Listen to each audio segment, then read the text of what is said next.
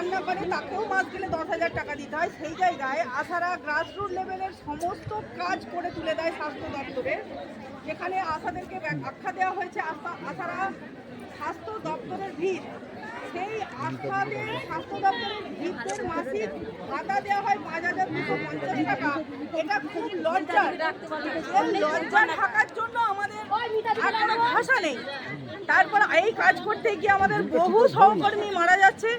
সেই সহকর্মী মারা গেলে তাদের রিটায়ারমেন্ট বেনিফিট যে 5 লক্ষ টাকা দেওয়ার ছিল, আমাদের দাবি যে 5 লক্ষ টাকা রিটায়ারমেন্ট বেনিফিট, সেটা কোনো আশার মৃত্যু হলে তার পরিবারকে অবশ্যই দিতে হবে।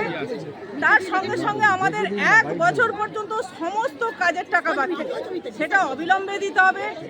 মোবাইল কেনার জন্য যে 10,000 টাকা দেওয়া হয়েছে বিভিন্ন শর্ত চাপিয়ে, সেটা সেই সমস্ত শর্ত প্রত্যাহার করতে হবে।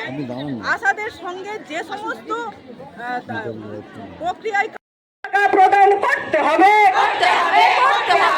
আপনারা প্রত্যেকেই জানেন আশাকর্মীরা যতটুকু কাজ করে ততটুকুই মাইনে পায়, এবং বহু আশাকর্মী আমাদের রাজ্য জুড়ে মারা যাচ্ছে। তাদের বকেয়া তো পাচ্ছেই না, উপরন্তু ঘোষণা করা সত্ত্বেও 4 বছর আগে ঘোষণা করা হয়েছে যে কোনো আশাকর্মীর মৃত্যু হলে তারা 5 লক্ষ টাকা পাবে। আজ পর্যন্ত বহু আশাকর্মী মারা গেছে, তারা কিন্তু 1টা টাকাও পায়নি। সেই প্রতিবাদে আমরা সমস্ত স্বাস্থ্য দপ্তরের কাজ ছাড়তে বাধ্য হয়েছি রাস্তায় নামতে। আমাদের এই আন্দোলন দিনের দিকে দিকে চলছে, চলবে। আন্দোলন সারা রাজ্য জুড়ে চলছে, চলবে।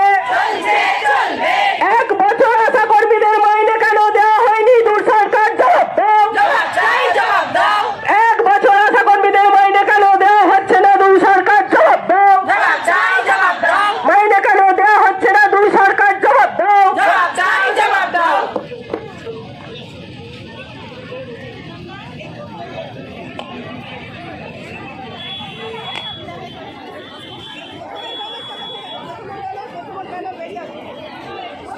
দুঃখিত, আপনারা জানেন আপনাদের বাড়িতে যে সমস্ত দিদিরা যায় তারা কিন্তু অর্ধেক দিন মাইনে পায় না।